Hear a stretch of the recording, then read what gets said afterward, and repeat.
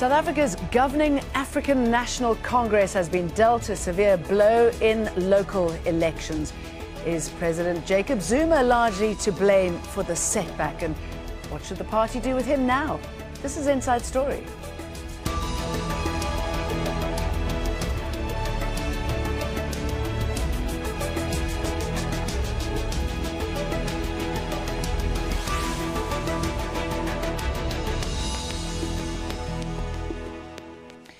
Hello, welcome to the programme. I'm Jane Dutton. It's not often that local elections can shake up a country's political landscape, but South Africans used this week's vote to show that they're ready for change. The ruling African National Congress suffered its worst electoral setback since the party came to power in 1994. It lost Nelson Mandela Bay, named after the revered former president, and is unlikely to win a majority in Johannesburg or Pretoria. Our guest will help us break down what this means for South African politics. But first, Tanya Page sets up the story from Pretoria. This is a new era in South African politics, a new competitive era with both the opposition Democratic Alliance and the economic freedom fighters making major inroads into the ANC's core voting bloc. The ANC's been gracious, cautious, waiting for those final results to come in, with also a tinge of denialism. When the DA leader Mmusi Maimane claimed victory in Tshwane, which includes Pretoria, late last night, the ANC said the DA was dreaming, but the numbers speak for themselves. Voters clearly offering a rebuke to the ANC for its failure to deliver a better life for all, its support, ongoing staunch support of President Jacob Zuma, and also of the politics of fear, the ANC's message in campaigning, in which it tried to convince people that the DA was the child of a snake and that choosing to be with the opposition was like choosing to be with the devil. Now we enter uncharted territory, the realm of coalition governments in some of the municipalities where the vote is extremely close. Still in the metropolitan area of Johannesburg, the ANC and the DA are tied neck and neck, raising lots of questions about who will go into an alliance with each other and how exactly will those alliances work when some of these parties are so hostile towards each other and so diametrically opposed ideologically. The ANC has a lot of ground to make up, and there will be lots of questions and maybe even a blame game over this result, which is up loud and clear for all of South Africans to see on the big blue screens behind me. Opposition leaders in South Africa say this is a big step forward for them. I think what has been quite clear in all of this whole process is that people have come out to vote for change, and therefore, even from our own perspective, we'd always be looking to enforce that change. We are happy that the EFF is the first organization to humble the ANC, the most arrogant organization which thought that it is entitled to leadership position in South Africa. Well, let's bring in our guests. Joining us from Cape Town is Bongani Mbindwane. He's a columnist and independent analyst. And Richard Calland, Associate Professor of Public Law with the University of Cape Town. Good to have you both with us. Let me start off with you, Bongani Mbindwane. What do you make of the results? Well, I think they are not a surprise per se, because when we analyze carefully, we'll realize that the ANC's support had a downward trend, at least in the local sphere of government, downward trend since 2004, except a province we call KwaZulu-Natal. The DA was growing stronger, especially more strong amongst white people, very much huge following on Indians and Collards. Then also you have a very small African urban support for the DA, and it's obviously targeted specifically Western Cape, Gauteng, Nelson Mandela Bay. And then you have the new entrant, the breakaway from the ANC, EFF, which also is targeting ANC strongholds. And it got a very interesting mix of following, because it's a mix of classes. As you know, South Africa is a class-divided society with a racial component into it because of apartheid. The other parties, obviously, that featured as well were the IFP. Although weaker, it did surprise. Other breakaways from the ANC, like a party from former Minister of Defense, former Robben Islander Cope, went very weak. Likewise, another breakaway, if you may want to call them that, the UDM from General Bantu Holomisa, former apartheid general here who joined the ANC in 1989, also had a factor, and they may indeed play strategic roles in a few municipalities. So when you look at what the ANC vote felt, you know, they're very happy about social grant, justice, and human rights, but very medium about service delivery. Indeed, very negative about jobs, corruption, and some ANC leaders. And they really, really bemoaned lack of contact from their leadership. Richard Calland, as Bongani was saying there, great for the other parties, not good for the ANC, quite clearly. Is this a watershed moment, do you think?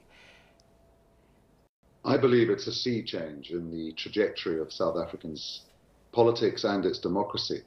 And I think it's a mistake to underestimate the scale of this setback for the ANC. And the downward trajectory of their vote in previous elections that was just mentioned is much more modest than perhaps is being suggested by my colleague there.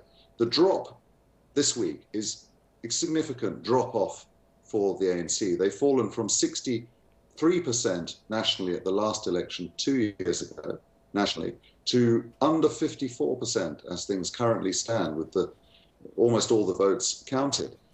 That's extraordinary. It means 47%, obviously, of people are voting for other parties, and the opposition has gained ground. Most importantly, the ANC has lost control of 3 of the big cities in South Africa. That is to say, Port Elizabeth, Pretoria, the nation's capital, and its industrial and economic heartland, Johannesburg. And that really is, I think, mold-breaking, because it shows that South Africa is escaping the apartheid era paradigm where there was a monopoly of political legitimacy enjoyed only by the ANC.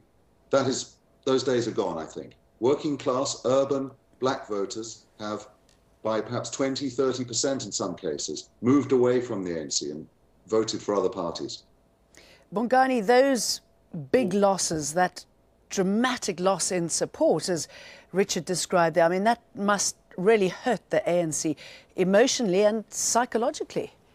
Look, the results are a disappointing factor, that's for sure, and I'm sure the ANC will want to reflect, as it always does, reflect on results. But you know, let's stop the hyperbolic nature of analysis of what is going on. We should understand that ANC voters chose not to go and vote in their areas. Now, people are suggesting, without any data, that that was a vote by itself. Is it acceptable that the ANC uses a low voter turnout, certainly within the ANC camp, as an excuse?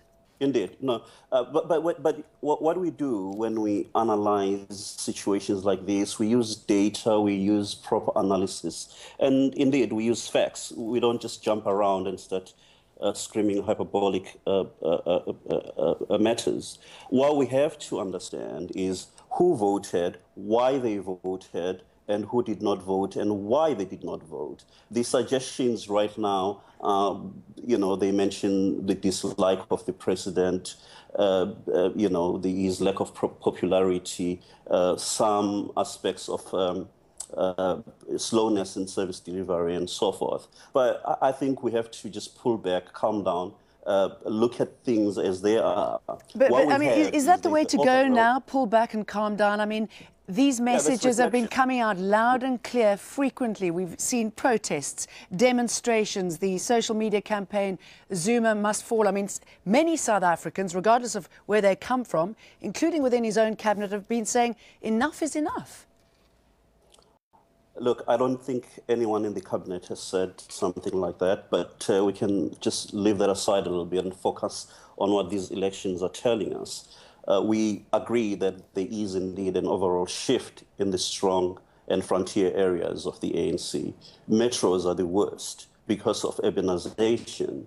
There is, however, a lower registration effort in the ANC member than you have in the opposition members, who are highly enthusiastic for a number of reasons. The turnout, for instance, for the opposition was, triple. It was enthusiastic. These people stood from 6 a.m. On the polling stations in freezing cold and indeed windy and wet areas. But, ANC supporters will retreat. Let me tell you a story.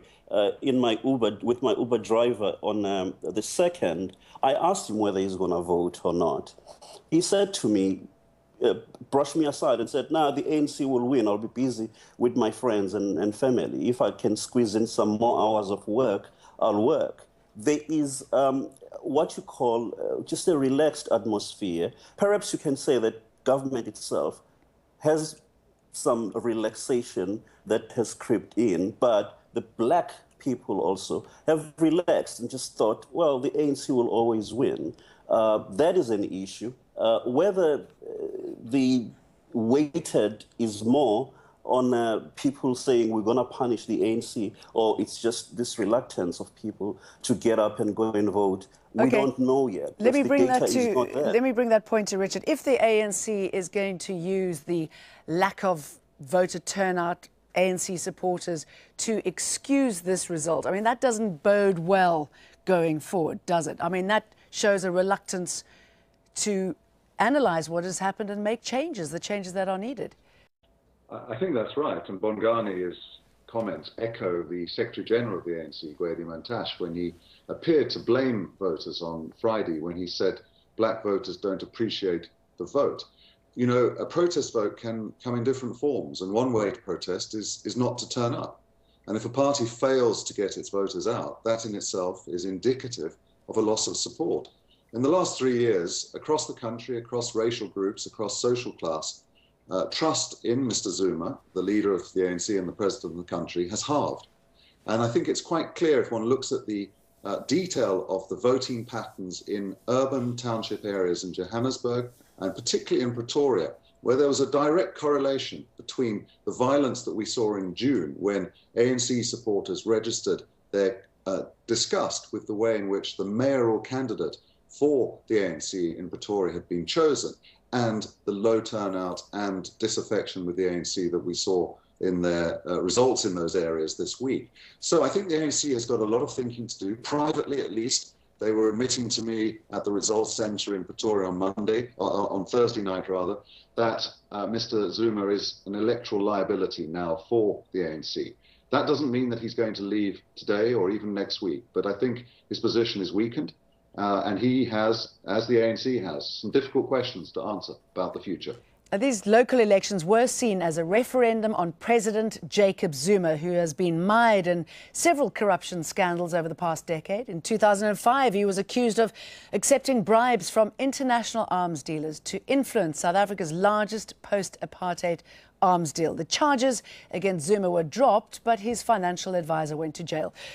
Zuma's been criticised for his friendship with the influential Gupta family, who allegedly offered cabinet positions to several members of parliament last year. Opposition leaders were calling for Zuma's resignation in April when he refused to pay back public money he'd used to renovate his home in Kantla. And a month before that, the Constitutional Court said Zuma's government violated international law last year when it failed to arrest Sudanese President Omar al-Bashir on his visit to Johannesburg. So, Bongani, if these elections have been seen as a referendum on Jacob Zuma because of those issues that I've just raised, where does this leave him? What should the ANC do with him? It's a tough question. It's a very difficult question. I don't think it was a referendum on him. And I don't think it's fair to quickly jump into conclusions about exactly why males in particular failed to turn up to vote, males in ANC strongholds.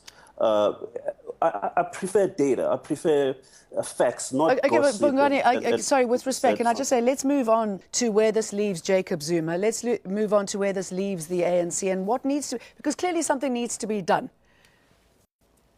Well, let's put it this way. Again, let me make it very clear. The last local election, the ANC got 9 million votes in total. I'm talking about now. I want to work out where the ANC will position these dramatic losses and what they need to do to reform, if reform is the way to go.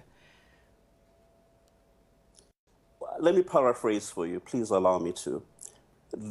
In the last local government elections in 2011, that election, the ANC got about 11 million votes. Sorry, 9 million votes.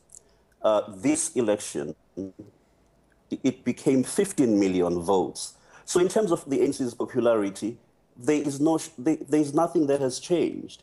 The problem is that the system of local government is different to just popular vote. You also have, the ward councillors' proportional representation, which then changes the mathematics. You cannot say there is a drop in popularity when you move from 9 million votes to 15 million votes. The issue here is that the wards were given to the ANC, but the proportional vote was given to the opposition. And that changes the mathematics.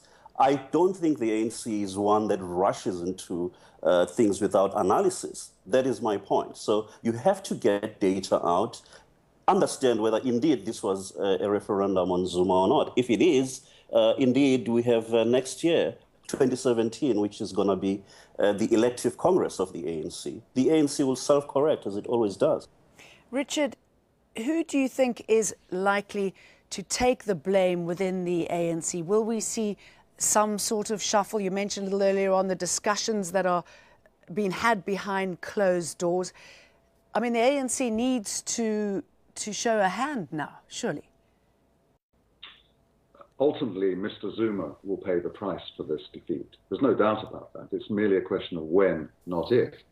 And at the moment, he still enjoys a majority of support on the National Executive Committee of the ANC, which is the all-powerful committee which has the power to remove him. No one else does. As they removed Mr. Thabo Mbeki, the president of the country, back in 2008. I don't think they will move fast. They will reflect on this result.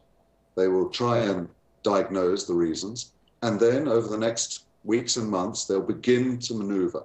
And some of the people on that National Executive Committee will be looking to the future and recognizing that this result may signal the end of dominance for the ANC, and it may also therefore herald the end of their own political futures. And so they may wish to switch sides. And I think we'll see that. Let me correct one thing that Bongani said.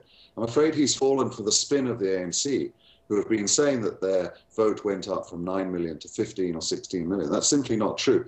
That is a total of the 2 votes that every individual voter had available to them, one for a ward councillor, one for the proportional representation. So the figure of 15 million is actually is not the right figure. It's half of that.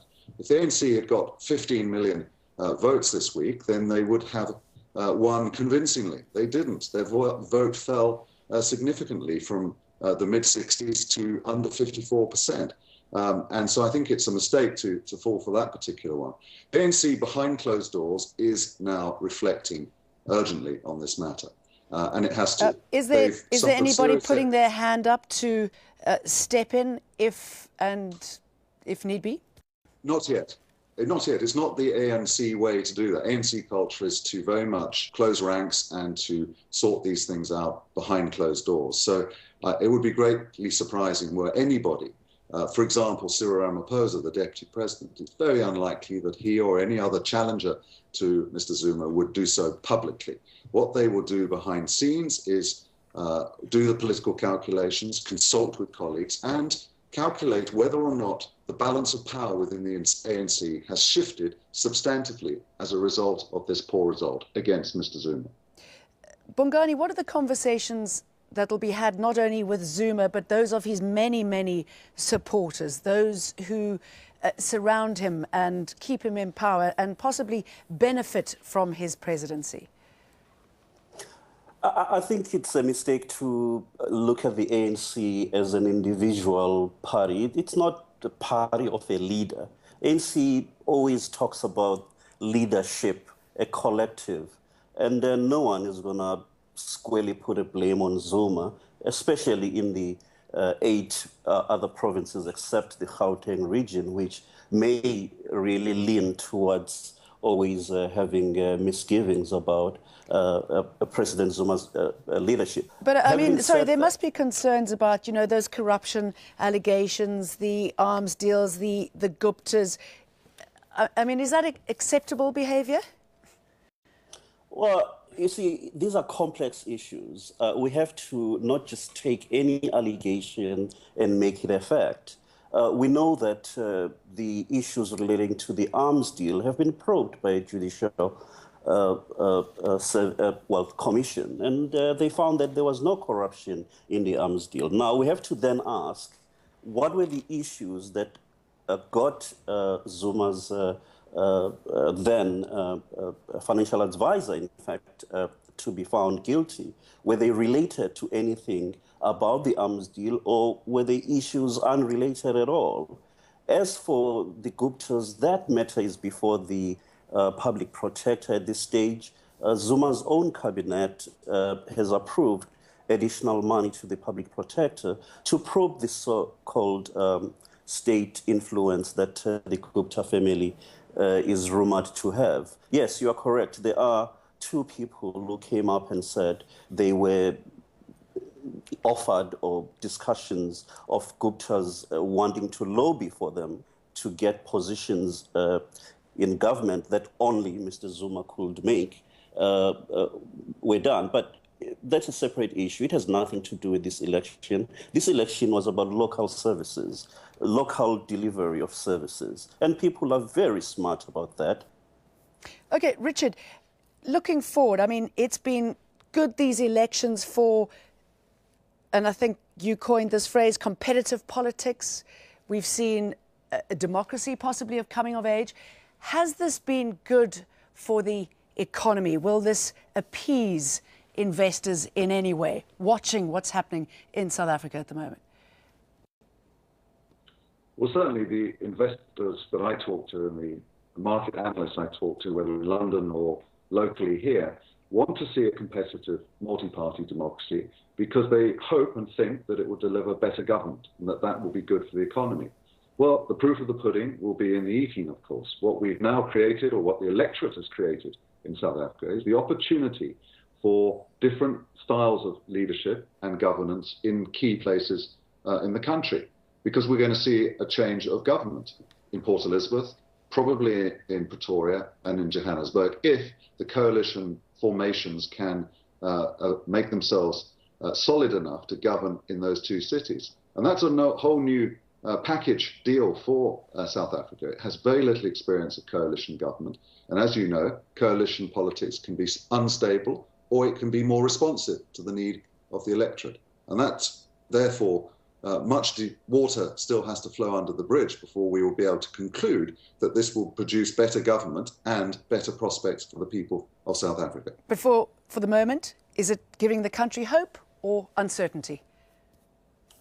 Both, in equal measure. I think there is hope. There is a sense that a political party that has had 22 years of hegemony has been brought to book. It's been delivered a sharp rebuke by a large number of people in this country. And there's a sense that someone else must now have an opportunity to govern in important places. They, of course, will have to seize that opportunity and they will have to deliver. And what people want to see is better service delivery. And more than anything, they want jobs. And of course, changing a sluggish economy is a difficult thing for any government to do, least of all from City Hall. So the jury's out. But we wait with bated breath to see what will happen next. And let's leave it there. Richard Calland, good talking to you, as well as you. Bongani Mbindwane, thank you very much.